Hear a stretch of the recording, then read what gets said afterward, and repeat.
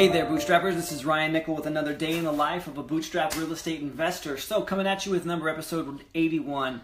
And this episode is all about learning when to say no. So, yesterday I went to knock on a door for a pre-foreclosure. I had been there before, and I hadn't heard from them for about almost a month. So, I went and knocked on the door, and they came out and they go, "Oh, I'm so glad you came by. My brother and my sister and I, we've all decided that if you want the house, you can have it." It was our mother's, and as you know, she passed away in December, and we no longer want the house. So, in fact, let me go inside and get some paperwork because they just served us our notice of default. So, we don't want the house, it's yours. So I'm like, great. I still had not been inside this house, and I was there with my contractor, or with the contractor that I work with.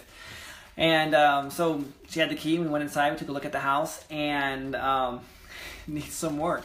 So, notice of default, been filed. Last month, they owe $6,100 to bring it current, no big deal.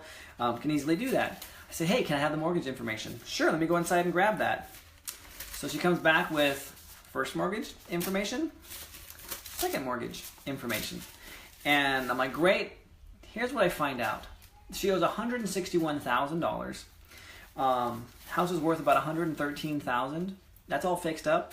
It's currently in pre-foreclosure status. They're going after them for the debt that hasn't been paid since the mom passed away in December. And the mortgage payments add up to just under $1,000. Now, that's not including taxes and insurance. Taxes and insurance, sorry, I take that back. Just under $1,200. With taxes and insurance, it brings it right to about $1,400. So this house is not a deal.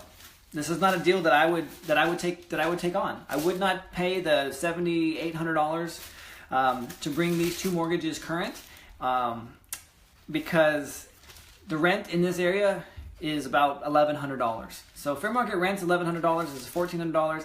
It's just not a deal. And here I am, and I'm like, oh man. I got this creative identity that, oh man, you know, Ryan's the guy that you can go to and you have skinny deals, he can make it work.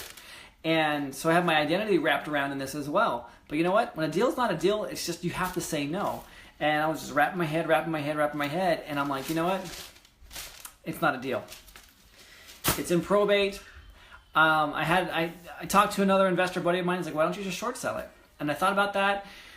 But because the probate hasn't even started yet, and they're so far behind here in my county that they only meet once a week on Mondays, and you cannot submit in California a probate petition without having what's called it's basically a drive-by appraisal. It's a referee. So there's a court-appointed referee that gives you the appraised value of the property. She's so far behind as well that I wouldn't be able to get into court and have this all wrapped up until another 90 days. And so she's already had the notice of default here. It's a gamble. I don't want to front the money for it, so it's just not a deal. So it's my first ever that I've actually tried to make it work and just wrap my head around it and realize, you know what? It's not a deal. And I'm okay with it. Because here's what happens. Let's say that I can only hold so many pens in this hand. And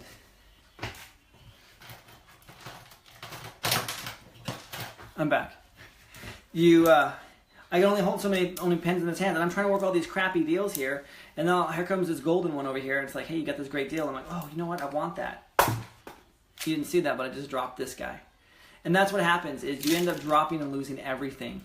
So it's best to say no and work on the deals that are good deals. And what this comes into mind as well is I was going after every single deal. It's that poor man mentality. I have to go after everything and not having standards and minimums. I now will only go after properties that are about $150,000 and greater, and up to about $300,000 and fewer. So right in that median price range, which is where most of our homes, the good quality homes, are being bought and sold. There are plenty of homes that fit that range, that price range, that are going into foreclosure.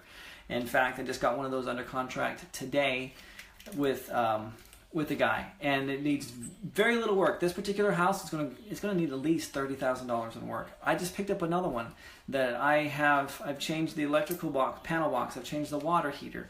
I've got a dumpster. We're in the process of rehabbing this house. It needs carpets. I just bought a new fridge, new stove. It needs new doors. There's a lot that needs to happen to this particular house. And with that said, that's where we're at. And so It's best for me, and it's also best for you, to know what your criteria is and what you're going after, and then work on that. And just say no to whatever doesn't fit into that. I know it sounds stupid, and at first I went after every deal I possibly could because I needed deals. And there are some deals that I wish I never would have went in after, that I still have today, that I'm making like $30 a month on. I mean, come on. After all that gets paid out monthly on these deals, it's not a deal. But I got an infusion of cash up front, $5,000-$6,000. I needed it at the time, but now I'm servicing these properties, and I have headaches with them, and I'm making like $78 a month on one of these deals. So I'm telling you, know your criteria and learn to say no. And it's been a difficult lesson for me to learn, but I'm glad that I'm putting it into practice, because I can sleep better at night, and I'm able to free myself up for the opportunities that come. Because again, I said no to this so that today I could say yes to this property today. And this is going to be a good one. It's going to be about cash flow, about $800 a month to me. You heard that right, $800 a month in free cash flow, instead of being negative $200 or $300 a month here. All right, I'm Ryan Nickel. This is a day in the life of a bootstrap real estate investor.